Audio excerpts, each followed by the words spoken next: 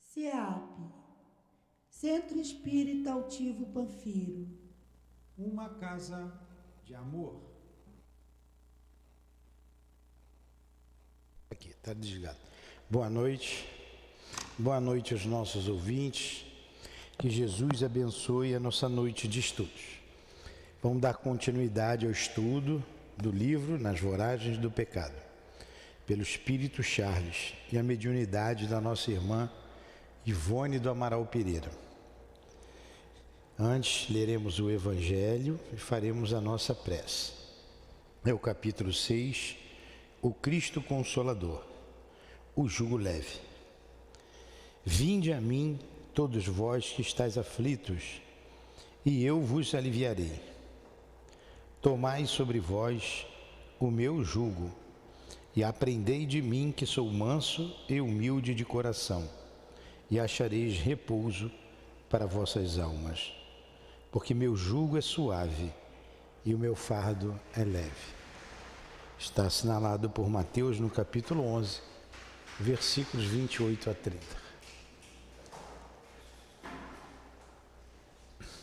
Mestre Jesus, mais uma vez nos reunimos e nos unimos em Teu nome, em torno do Teu nome, Senhor, para estudarmos a doutrina espírita.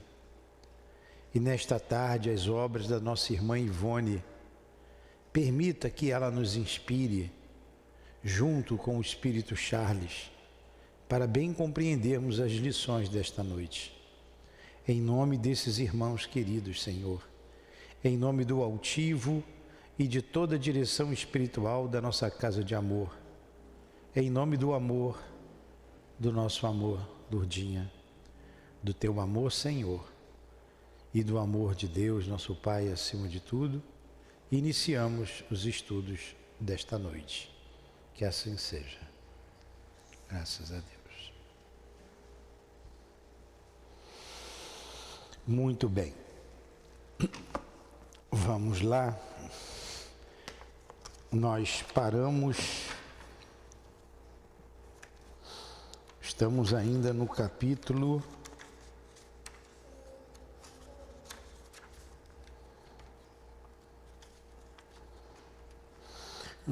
número 1, né? Uma família de filantropos. Filantropos vem de filantropia. Filantropia é a caridade material. E a gente está estudando aqui a família da Dona Ivone, os de la Capelle. Eu estou falando aqui o meu português, né? E ela vem narrando a história dos irmãos dela. Ela tinha mais 5 irmãos, não é? 5 irmãos, e ela era de uma família de 6 filhos. Ela era caçula, muito bonita, muito paparicada, principalmente pelo irmão mais velho, que ela tinha um respeito enorme por ele, tanto quanto tinha pelo seu pai, e ele a educava, até pensando num casamento dela com um príncipe da Alemanha, porque eles moravam ali na fronteira entre a França e a Alemanha. E a família dela adotou o protestantismo como religião. E este irmão, ele era formado em medicina, era médico e um divulgador da reforma protestante. Falava do evangelho com desenvoltura, e a família, uma família rica, atendia a todos os colonos do entorno de sua casa e através do irmão fazia o culto, na explanação do evangelho, até que uma menina prometida a ele em casamento, quando órfão de pai,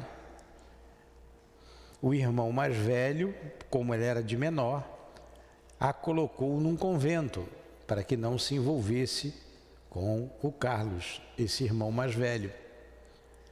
Porque o menino esse rapaz trabalhava na guarda do rei e sabia da tendência protestante. E era um preconceito muito grande. Os protestantes eram chamados pejorativamente de huguenotes. E eles seguiam a reforma de Lutero, né? Martim Lutero, um alemão que foi contra a igreja e foi excomungado da igreja e tido como herege. E fazia vários seguidores, né, por toda a Europa. Num determinado momento da história, isso aqui nós lemos semana passada, chegam 3 mensageiros do rei com uma carta para ele, era o correio. E ele não estava em casa, ele saía, ia atender as pessoas doentes, ficava 2, 3, 4 dias, uma semana fora. Quando ele retornou à casa, esses 3 mensageiros, apesar de bem recebidos, bem alojados, comendo, dormindo, usufruindo da hospedagem, melhor dizendo, da família, eles estavam analisando tudo com olhos bastante maldosos. Viram que eles não eram católicos, que não iam à missa. Como eles ousavam falar do Evangelho abertamente para as pessoas? Abrindo um parênteses, a reforma protestante foi um grande passo, foi uma guinada de volta ao Evangelho redivivo do Cristo. Porém, o apego à letra, o fanatismo, acabou desvirtuando também os protestantes, hoje chamados de evangélicos, e abriram diversas igrejas aí, são centenas delas. A prometida do rapaz, quando saiu do convento, estava doente, né?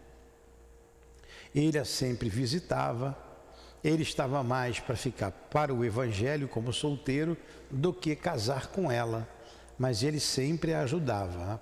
Foi prolongando o casamento e sempre ia visitá-la e levava o seu carinho, o seu amor para ela. Tudo bem. Foi aí que nós paramos semana passada, correto? Então vamos lá. Eu descansei, a cabeça está boa. Porque a segunda-feira eu tenho que lembrar da história de Leon Denis, de tarde eu tenho que lembrar da história do André Luiz, para continuar, né? Para as pessoas se situarem. Domingo agora eu tenho que lembrar onde eu parei no Memória de um Suicida, porque tenho memórias amanhã também.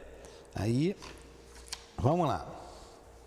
Foi, pois, a esse jovem huguenote, quer dizer, protestante, volta a dizer, era um termo pejorativo, investido de tão delicadas tarefas entre os seus compatriotas, que Luís de Narbonne, fanático religioso, a quem chamava capitão da fé, escreveu a seguinte epístola, datada de 10 de agosto de 1572.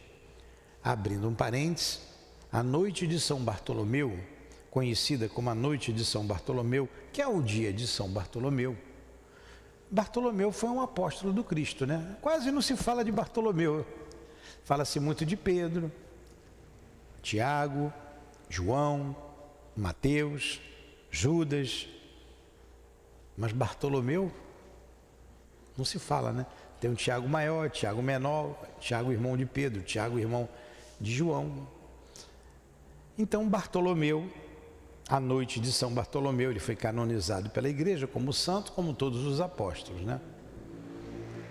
No dia 23 de agosto, foi o dia dessa matança em Paris e toda a França. Vamos lá. Escreve o capitão da fé. Acaba de chegar às nossas mãos gravíssima denúncia a vosso respeito e a respeito de vossa família. Olha a carta que os 3 levaram lá para o rapaz. Estão entendendo? Então vamos lá. Você, Linéia, está entendendo? Você, Luana, tá. acaba de chegar às nossas mãos gravíssima denúncia a vosso respeito e a respeito de vossa família, apontando-vos como dos mais ativos propagandistas da seita sacrílega de Martinho Lutero e João Calvino. João Calvino foi o reformista na França. Lutero, Calvino, vocês não ouviram falar em Calvino e Lutero? Lutero na Alemanha, Calvino na França. E olha o que ele disse do protestantismo: isso é um fanático religioso.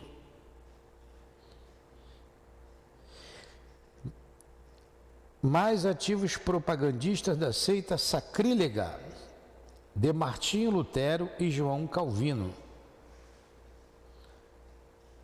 em solo francês. Sacrílego vem de sacrilégio. Sacrilégio é uma falta contra a igreja, quando você professa algo contra a igreja católica. Sob em solo francês, sendo todos vós considerados no momento verdadeiros revolucionários e instigadores do povo, por deferência aos vossos ancestrais, desde os leais cavaleiros das Santas Cruzadas e todos os antigos servidores da França e amigos da realeza, assim como por leal admiração às vossas qualidades pessoais, de quem se ouvem reiterados elogios, aconselho-vos prudentemente a vos retirardes da França com toda a vossa família.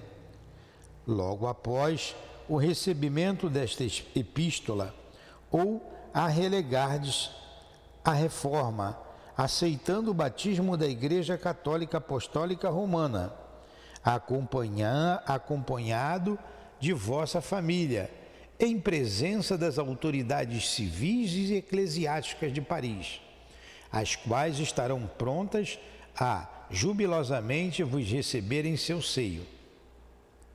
Mais alguns dias, e será tarde, porque severas reações se iniciarão contra a heresia luterana e calvinista. Agradecei esta advertência à lealdade do nosso comum amigo Arthur de Ludwig-Raymond, o qual, partindo agora em missão do governo para o estrangeiro, generosamente intercedeu por vós. Entenderam a carta? Prestaram atenção ou o pensamento voou? Os emissários do rei, aqueles 3 camaradas, levaram essa carta para ele. E esse aqui, Raymond, é o irmão mais velho da noiva do Carlos. É o irmão dele, é o irmão dela, né? Ela ficou órfã de pai e ela passou a ser herdeira junto com o irmão da propriedade. Ela que dirigia a propriedade, porque o irmão estava sempre viajando, né? Era um cavaleiro do rei, era um militar. Então ele disse que por intercessão dele, pediu para avisar: ou vocês se tornam católicos, batizem-se, venham a Paris, ou vocês saiam da França. Se não, agradeçam essa advertência. Se não, como é que ele falou? Atitudes severas, não. Consequências severas serão adotadas. E encerrou a carta aí. Vamos lá. Reparem que foi Arthur de Ludwig-Raymond. Lembra da carruagem inicial com LR? Era Ludwig-Raymond. A Otília, ela mudou o nome para Otília lá no início. Vamos lá, vamos deixar o início para depois, que a gente vai voltar no início já. Vamos lá. Leu-a o jovem huguenote numa atitude de quase impaciência e com um sorriso sereno repassou-a ao pai, que o fitava em silêncio. Teremos perseguições, senhor conde. Provam-nos que reconhecem valor no momento que empreendemos. Provam-nos que reconhecem valor no movimento que empreendemos. Exclamou com bonomia, excessivamente honesto e pacífico, para acreditar que não se trataria simplesmente de perseguições, mas de massacres que ficariam registrados na história como das maiores calamidades perpetradas sob a luz do sol. Entenderam? O pai falou, ó, é sinal do trabalho que a gente está fazendo, o movimento está tendo, estão sendo reconhecidos, está tendo valor. Agora, vão nos perseguir e vai ser uma coisa triste. Será necessário responder ao senhor conde, meu filho, agradecer-lhe em nome da família o interesse e a bondade com que nos prova a sua cavalheiresca lealdade. Ponderou o velho titular, prudente e, quiçá, impressionado. Pediu para agradecer ao conde que interviu por eles, né?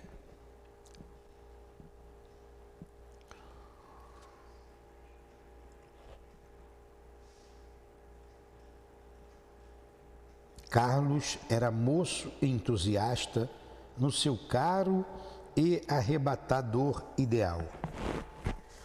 Por um momento deixou-se vibrar por um sentimento chocante. Sorrindo, virou-se para o correio que esperava em atitude militar e sem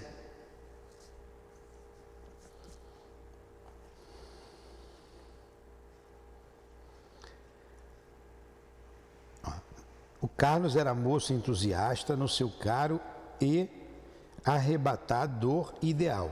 Por um momento deixou-se vibrar por um sentimento chocante. Sorrindo, virou-se para o correio que esperava em atitude militar e, sem se dignar retribuir a epístola, disse: Dizei ao vosso capitão que Carlos Felipe II, de Bretencourt de la Chapelle, deve ser de La Chapelle, né? Deve ser assim. Agradece o favor da advertência, mas que considera os seus arrazoados demasiadamente impertinentes para serem aceitos por um homem de honra. Peitou, né? Ele peitou. Corajoso. O oficial empertigou-se, não podendo ocultar o assombro de que se sentiu possuído ante tão temerárias e descorteses palavras, impróprias daquele que as proferia. Que fazes, meu filho? Enlouqueceste? Porventura? Interveio o conde Filipe impressionado. De Narbonne é um príncipe, é poderoso e rígido. Enquanto o correio acrescentava: correrá sangue, senhor. Refletia a tempo na resposta que haveis de dar. Ficou todo mundo chocado com a resposta do Carlos, né? Já vos dei a resposta, senhor oficial, concluiu secamente e afastou-se. À noite, reuniu-se a família em conselho, exceção feita de Ruth Carolina, a menina, né? A quem ordenaram recolher-se mais cedo, a fim de deliberar sobre os presságios advindos com a carta do conde de Narbonne. A condessa Carolina, quer dizer, a Ruth Carolina, né? A menina, que é a Dona Ivone hoje, tá? Ela vai ter vários nomes aqui ao longo das histórias. Dessa história ela já trocou o nome, lá na outra vai ter outro nome, na outra reencarnação, na outra também, né? E assim vai. A Condessa Carolina, como boa mãe, a Condessa Carolina não é menina, é a mãe da menina, né? A esposa do Carlos Felipe II. A Condessa Carolina, como boa mãe, opinava para que fosse abandonado o castelo sem tardança e toda a família transportada para a Alemanha, conforme sugerira o próprio missivista. O que é o missivista? É o que leva a missiva. Missiva é a carta, é o mensageiro, é o carteiro. Furtando-se todos destarte ao que mais adviesse. Os varões, porém, insistiam para que apenas as mulheres e as crianças atravessassem o Reno. O Reno é o rio, tá? Que dividia a Alemanha, até hoje, da França.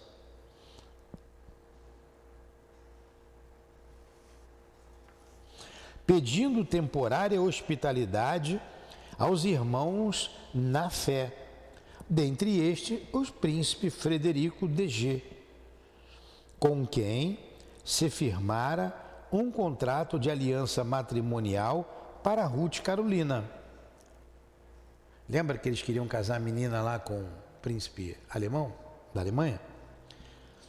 As propriedades de La Chapelle não poderiam ser abandonadas assim tão ingenuamente, à primeira ameaça de um fanático, pois que ali estavam todos os recursos da família. Ficariam, portanto, os homens para a defesa do patrimônio e da honra dos antepassados, e que partissem as mulheres e as crianças, mesmo as servas. Luís de Narbonne era homem culto e a retidão do seu caráter não lhes era desconhecida. Saberia bem compreender que os Bretencourt de La Chapelle seriam úteis à região, prestativos e progressistas. Ao demais, sua circunspecção era Paris, e seus tentáculos não poderiam abranger a província de cujo governador desfrutavam os de La Chapelle. Eu vou falar sempre Chapelle, tá? Boa consideração.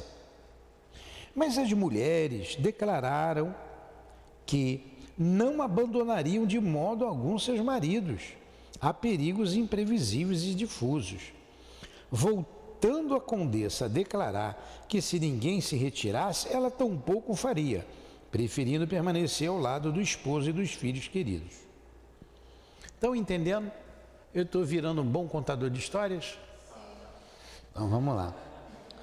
Carlos Felipe fora o último a emitir opinião. Mas não é para dormir não, viu? A história é para prestar atenção. E de todos vós insistia veemente, porque de Narbonne, apesar de ser um caráter leal, como o provou com a sua epístola a nós outros, é também fanático religioso. E um fanático de qualquer espécie poderá cometer monstruosidades. Quando respondi a sua missiva com a descortesia que vos impressionou, meu pai, quis provar a esse jovem teólogo de Roma que um verdadeiro crente em Deus jamais transigirá com imposições humanas, uma vez se sentindo sob o amparo da justiça. Pois ficais sabendo que de qualquer forma seremos combatidos e perseguidos, respondesse eu ou não respondesse a sua atrevida e injustificável imposição. Ide, portanto, vós outros, mas eu ficarei, porque como médico não poderia abandonar os meus pobres doentes ao sabor dos próprios achaques. E como pastor de almas, hei de oferecer-lhes o exemplo da fé e da honra do Evangelho na hora dos inevitáveis testemunhos. Lágrima dos olhos amorosos de toda a família, ali reunida em hora tão solene, acolheram a resolução do seu amado primogênio. O conde Filipe e sua esposa abraçaram-se ao filho, desfeitos em pranto. Não, meu filho, se preferes ficar como será dever, teus pais permanecerão contigo. Se efetivamente correr o nosso sangue, que seja pelo amor do Cristo de Deus e em defesa do seu Evangelho que ele se derrame. Não, ninguém te abandonará neste castelo desguarnecido e indefeso, aguardando as investidas dos inimigos da luz. Concordaram todos com a resolução do chefe, abraçando um por um aquele jovem, segundo o pai, tão amável, sem cuja proteção e conselhos não saberiam viver. Todavia, alguém exclamou ainda, em meio do silêncio da madrugada que avançava: verifiquemos a mensagem conselheira que nos fornecerão as páginas do Novo Testamento do Senhor. Consultemos Jesus, a ver se aprovará a nossa decisão de resistirmos à pressão de Luís de Narbonne. Carlos aqueceu. A autoridade máxima no assunto entre a família levantou de sobre a mesa o livro sagrado, sempre ao alcance da mão de todos.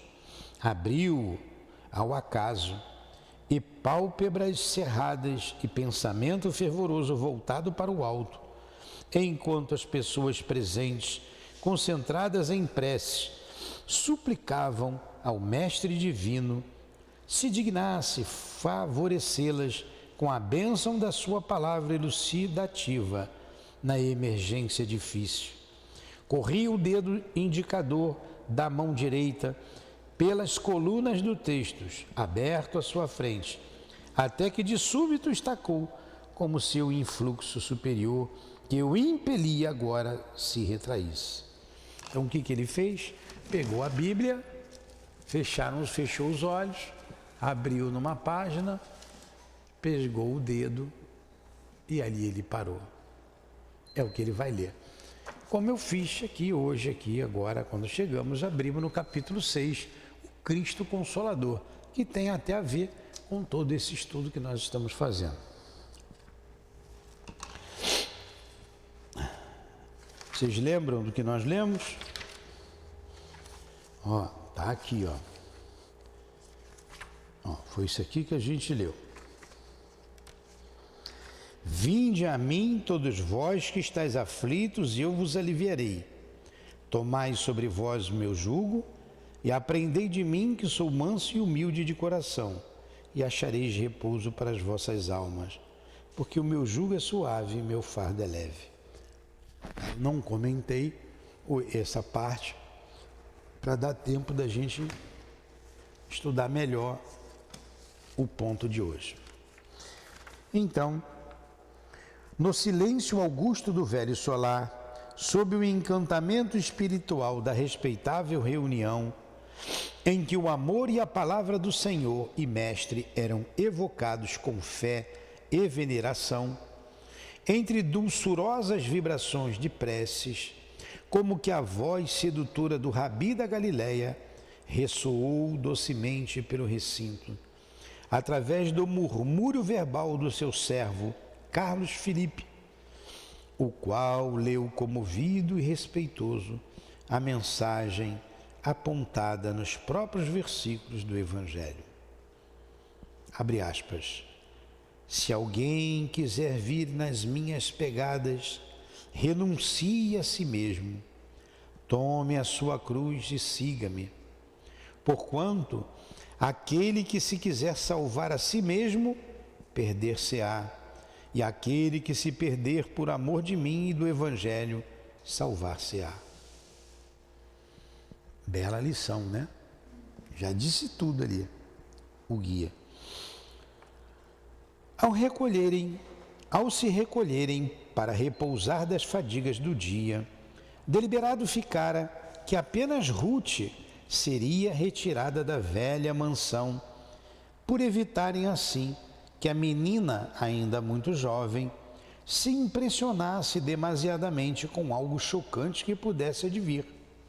Decidira Carlos que já no dia imediato fosse a irmã querida preparada para uma viagem longa, que ele próprio e alguns servos, dentre outros, Gregório, o intendente alemão, fiel e prestativo, seu filho Camilo e sua filha Raquel, a acompanhassem Ruth até a residência de Otília de Louvigny, que a esta ele próprio, seu prometido, pediria hospitalidade para a irmã durante alguns dias, a título, porém, de visitá-la e distraí-la nas apreensões da enfermidade que a minava, pois nem Otília e tampouco Ruth deveriam ser cientificadas das ameaças entrevistas na epístola do Luís de Narbonne, não obstante haver sido Gregório posto a par dos acontecimentos.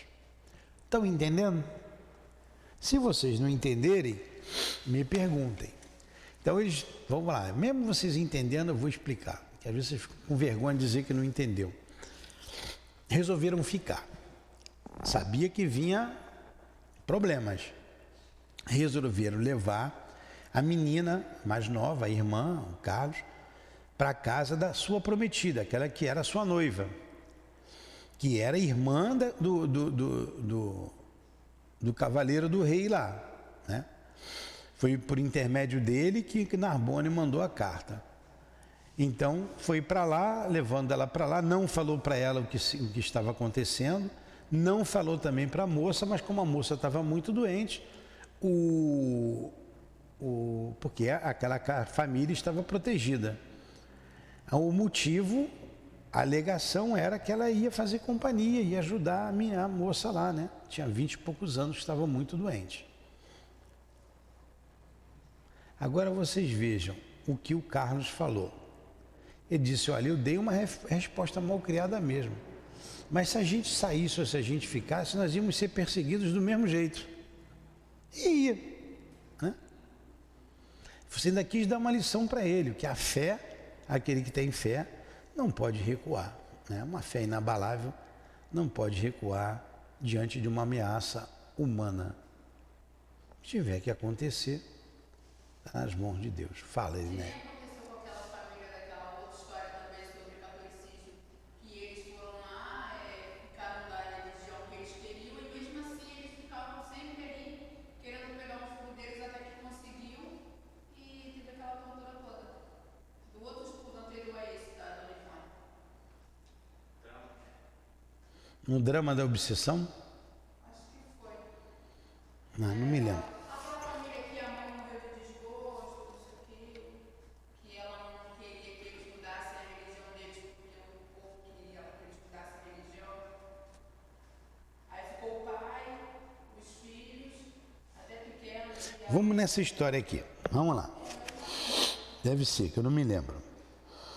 3 dias depois, efetivamente, pequeno cortejo seguia viagem sobre o dorso de ágeis animais, com destino às terras de Louvigny, levando Ruth e Carolina, acompanhada do pai e do irmão, e de alguns criados fiéis, em visita à sua muito querida amiga de infância e futura cunhada. Os dias passados ao lado da prometida amorosa e gentil se escoaram rapidamente. Dias amenos e felizes que marcariam uma como despedida secular para os seus espíritos, em virtude dos acontecimentos que se sobrepuseram. Otília parecera reviver com a presença daqueles entes tão caros ao seu coração.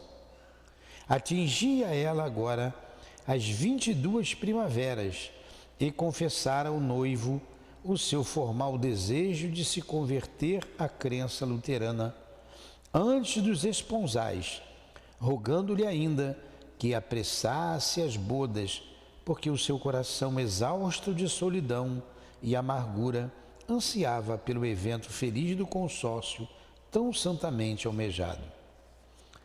Comoveu-se Carlos ante aquela afeição que se revelava tão resignada e leal. E entre ambos e o conde Felipe, que se encontrava presente, ficara estabelecido que se consorciariam tão depressa quanto lhes permitissem as circunstâncias. Isto é, quando voltassem ao castelo, a fim de levarem Ruth de retorno ao lar paterno. Quanto a Arthur de Louvigny, irmão impiedoso e egoísta, que não vacilara em sacrificar os sentimentos da irmã, não seria consultado, porquanto acabara de partir para o estrangeiro, a serviço do país. Não obstante, afirmara Carlos que, ao seu regresso, procurá-lo-ia em Paris, a fim de participar do acontecimento e apresentar escusas, certo de que a paz presidiria tão importantes movimentos. Entenderam? Esse irmão dela foi o que colocou ela no convento, quando ela era de menor. Ele foi duro, ele foi cruel, ele foi egoísta, ele foi fanático, porque ele era católico. E quando soube que o outro era protestante, o que seria seu cunhado, fez o que fez. Radiante, a jovem Otília despediu-se do bem-amado prometido, o peito estuante de esperanças fagueiras em dias compensadores e risonhos, entregando-se de boa mente aos preparativos das bodas, auxiliada por sua antiga preceptora, Blandina de Alembert, que lhe fazia as vezes de verdadeira mãe, e também pela gentil irmã de Carlos, a quem agora hospedava. Preceptor era aquele que educava, né? A gente já falou semana passada. Durante a viagem de regresso aos seus domínios, porém, dir-se-ia que apreensões insólitas, angústias dominantes nublavam as disposições geralmente bem-humoradas do jovem doutor Huguenote e seu venerando pai. Marchavam silenciosos e como que aturdidos sobre o dorso dos cavalos, tal se partissem para um futuro que se lhes prenunciasse contristador ou decepcionante. Súbito mal-estar íntimo difundiu-se pelos seus corações, tolhendo-lhes as salutares expansões costumeiras. Dir-se-ia, meu Carlos, queixou-se tristemente o velho conde, que abandono para sempre nossa pequena Ruth, sem possibilidade de jamais reaver. Sinto pesar em minha alma cruciantes apreensões. Algo penoso me desola o coração. Estava adivinhando, né? É a primeira vez que nos separamos da nossa querida menina, meu pai, e a ausência dos seus risos e travessuras que tanto nos alegram o coração já se faz sentir. Espero, na proteção dos céus, retornarmos muito breve a Louvigny, a fim de levá-la novamente para junto de nós. Estava ouvindo de lá, Dilane? E mais aquela pobre Otília, cujo estado de saúde me inquieta profundamente. Todavia, impressões amargurosas igualmente se difundem pelo meu espírito. Quisera encontrar-me com todos vós, bem distante das opressões da senhora Catarina. Esforço-me por afastar pressentimentos sombrios, indefiníveis, e confesso que ao me despedir de ambas, o coração me advertiu que as beijava pela última vez. Ao irmão. Quem é Catarina? Catarina de Médici, a rainha de França, mãe de Carlos. Agora eu não me lembro. Carlos? Eu acho que é Carlos VI. mande Carlos VI. Se não for, depois eu corrijo. Estão gostando da história? Estão gostando? Tá seguindo, minha filha? Tá, né? Então vamos lá.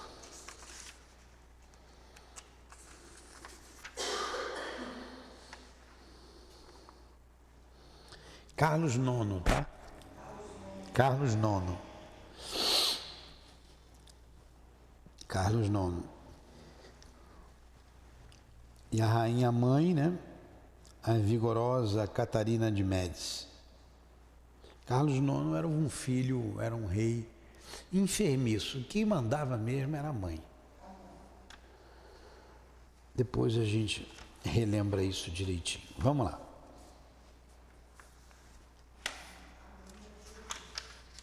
Vamos terminando aqui esse capítulo e semana que vem a gente vai ver o que Luís de Narbonne fez, hein? Tens razão, querido filho. Luís de Narbonne, com seu fanatismo de pupilo de padres, a rainha Catarina, com sua política hipócrita e astuta, e Guise, com as suas pretensões, encarnam constantes ameaças para os pobres huguenotes. Quem sabe andaríamos bem passando o Reno para nos furtarmos a possível surpresa. Olha que o pai falou, hein? Quem sabe a gente não saía daqui mesmo, né? Ia para a Alemanha. Sim, quisera poder fazê-lo. No entanto, ainda está em tempo. Ide todos vós para a Alemanha. Essa ha sido a minha opinião desde o primeiro dia. Mas e tu, meu Carlos? Ficarei, senhor conde, como será dever. Não poderei abandonar meus pobres doentes, já vou-lo disse, nem as ovelhas do rebanho do Senhor, tão necessitadas são do estímulo e do reconforto do seu Evangelho. Deverei, ao demais, testemunhar aos nossos fortes e poderosos adversários o amor por nossa crença em Jesus Cristo e a fé nos poderes divinos. Agora vocês parem para pensar. Se ele fugisse para a Alemanha, e os colonos que já tinham sido convertidos? Seriam mortos? E o que pensariam dele? Ele nos converteu e agora foge? Né?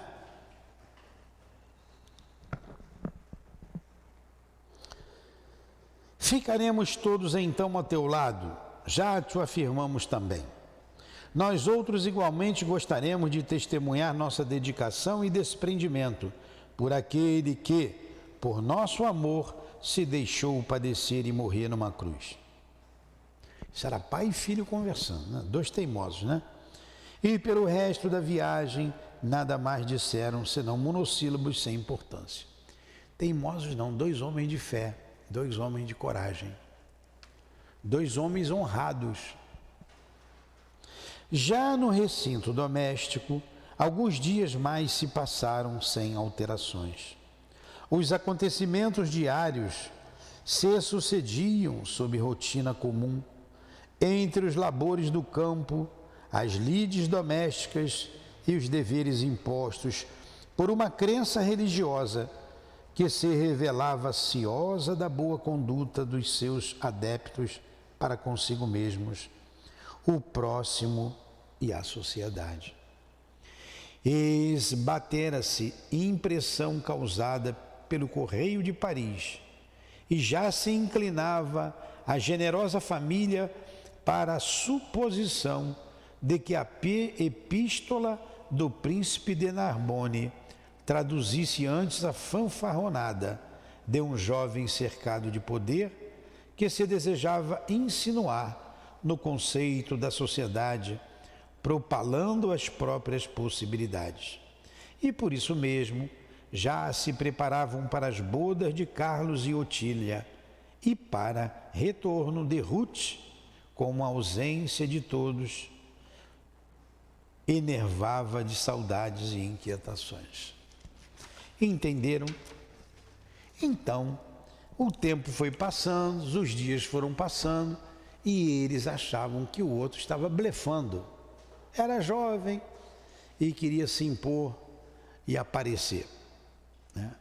Aí começou a preparar a festa das bodas. Semana que vem a gente continua a nossa história, tá bom? Quando tá ficando bom, a gente para ninguém faltar semana que vem. Então, muito obrigado pela atenção de vocês, muito obrigado a Dona Ivone, que nos traz esta belíssima história para a nossa reflexão.